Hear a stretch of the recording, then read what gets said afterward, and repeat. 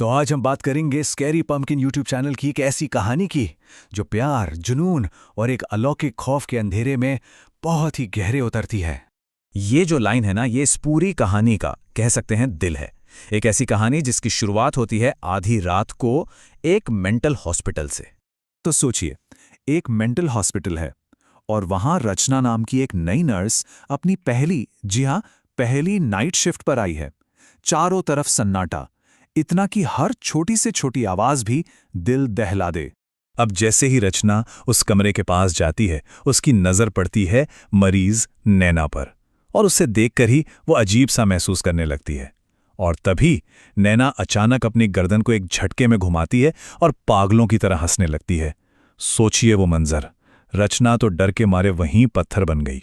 तब पास खड़ी एक सीनियर नर्स सुनीता बताती हैं कि नैना के इस हालत के पीछे कोई एक नहीं बल्कि दो भयानक वजह हैं।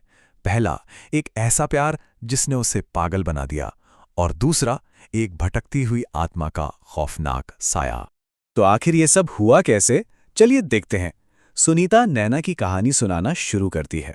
ये कहानी तब की है जब नैना इंजीनियरिंग के फाइनल ईयर में थी और अपनी ही बनाई एक सपनों की दुनिया में खोई रहती थी। मतलब नैना का असली दुनिया से ज्यादा वास्ता अपनी सपनों की दुनिया से था। उसके सपनों का एक राजकुमार था जिसके बारे में वो हर छोटी बड़ी बात अपनी एक डायरी में लिखती थी, और वो डायरी वो उसकी जान से भी ज्यादा कीमती थी।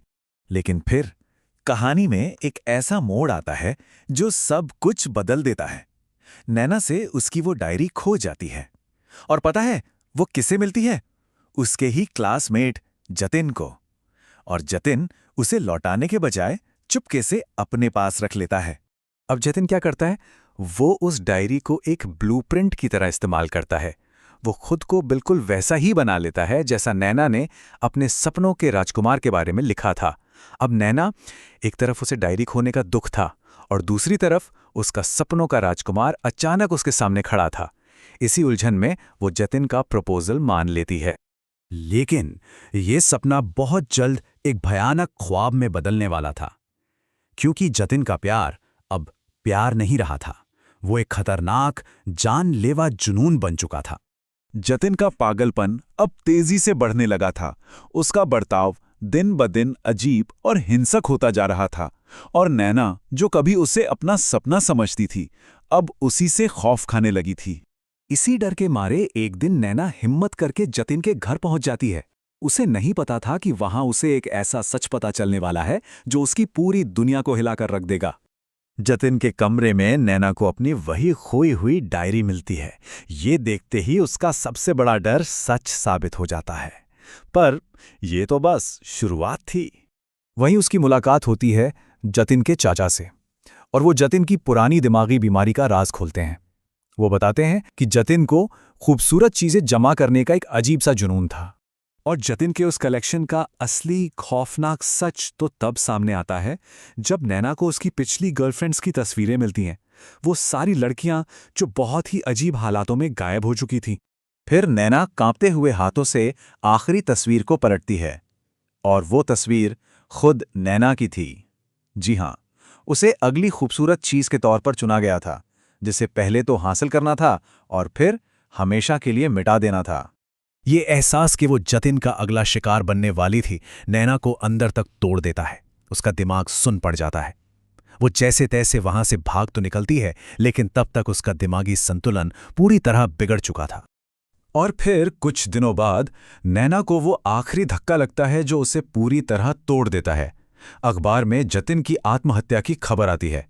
बस इस खबर के बाद नैना की हालत इतनी बिगड़ जाती है कि उसे मेंटल हॉस्पिटल में भर्ती करना पड़ता है।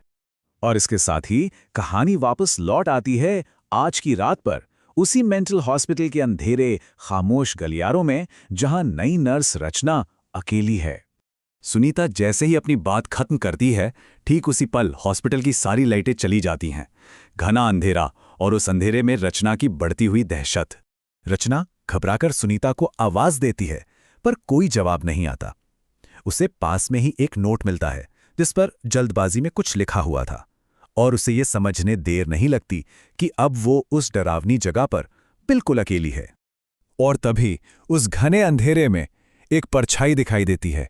वो जतिन की आत्मा थी और वो सीधे रचना से बात कर रही थी, क्योंकि रचना अब उसका नया निशाना थी। तो ये कहानी एक डरावनी चेतावनी है कि कभी-कभी हमारे सपनों की दुनिया और हमें तबाह कर देने वाली हकीकत के बीच फासला बस एक डायरी के पन्ने जितना ही होता है। आखिर हमारे सपनों और बुरे सपनों के बीच की लकीर कितनी पतली होती है,